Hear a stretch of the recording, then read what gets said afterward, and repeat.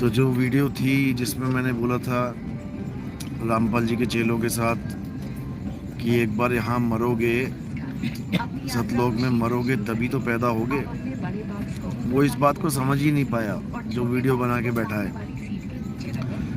वो इतना बड़ा मूर्ख है, उसको इतनी सी बात समझ में नहीं आ रही कि मरता देह है, आत्मा नहीं मरती कभी।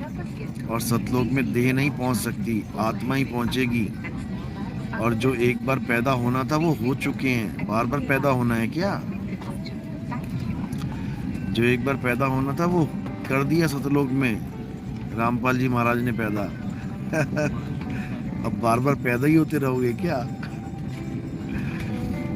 इतने बड़े मरती कभी। और सतलोक में देह नहीं पहुंच सकती, आत्मा ही पहुंचेगी। और जो एक बार पैदा होना था वो हो चुके हैं, बार बार पैदा होना है क्या? जो एक बार पैदा होना था वो कर दिया सतलोक में रामपाल जी महाराज ने पैदा। अब बार बार पैदा ही होते रहोगे क्या? इतने बड़े कम अकल लोग हैं ये।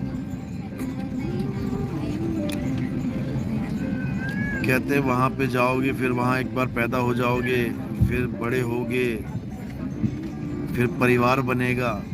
इन मूर्खों को ये नहीं पता कि पैदा एक बच्चा होता है और परिवार यानी शादी एक जवान की होती है। जो बच्चे से जवान हो जाएगा वो जवान से बूढ़ा क्यों नहीं होगा? इन अकल के अंधों को इतना भी नहीं समझ में आ रहा है और बातें कर रहे हैं सतलोक की। अरे जो पैदा हो गया भाई, अगर वो बड़ा हो रहा है तो इसका मतलब वो समय के अंतर्गत चल रहा है उसका शरीर। और जो बच्चे से बड़ा हो गया वो बड़े से बूढ़ा भी होगा। किस गलतफहमी में हो? और इनको क्या समझाएं, ये तो खुद ही एक बूढ़ा परमात्मा, उसकी फोटो लगा लगा के सबको सबको गाते फिर रहे हैं कि वहां जरा मरण नहीं है। अरे जरा मरण का मतलब तो समझ लो पहले। जरा मतलब और मरण मतलब जिस दिन समझ आ गया ना, उस दिन ये बूढ़ा परमात्मा हटा दोगे अपने आश्रम से। बताओ, परमात्मा बूढ़ा हो गया और परमात्मा के बच्चे कभी बूढ़े नहीं होंगे।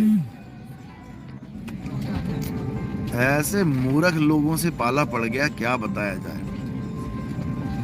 और ये सोच रहे हैं कि हम पता नहीं कितने बड़का ज्ञानी बन गए हैं। पता नहीं कब अकल आएगी इन लोगों को। जीवन बर्बाद कर लेंगे तब आएगी शायद। 84 में चले जाएंगे ना, जब पिछवाड़े पे पूंछ लग जाएगी, शायद तब आएगी इनको अकल। अभी नहीं पूछना चाहते सत्य ज्ञान क्या है। जब पूंछ लग जाएगी तब ऊ करेंगे।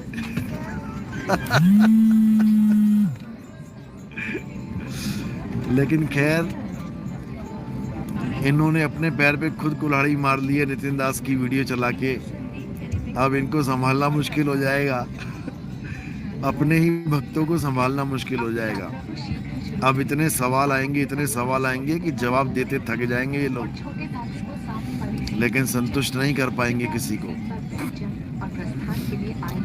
इनको नहीं पता इन्होंने क्या कर डाला।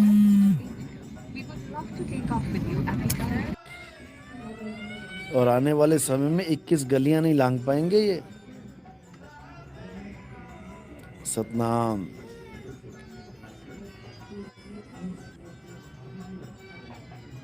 जय सतनाम।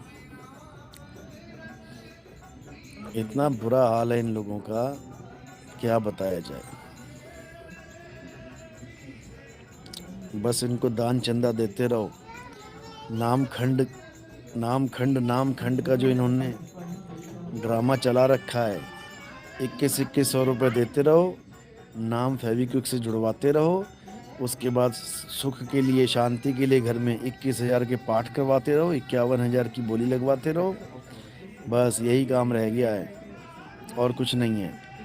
नोट इकट्ठे करते रहो, उसके बाद बड़े बड़े आश्रम बनाते रहो, लड्डू पेड़ा हलवा खिलाते रहो, बस यही काम रह गया है।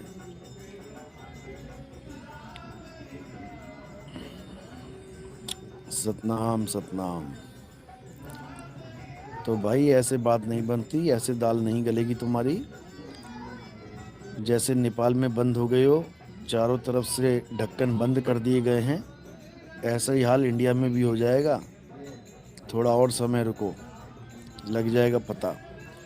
जब गांव-गांव में, गली-गली में विवेकी हंस पकड़ के पूछेंगे ना, और अज्ञान की धुलाई करेंगे ज्ञान से, तब तुम्हें समझ में आएगा।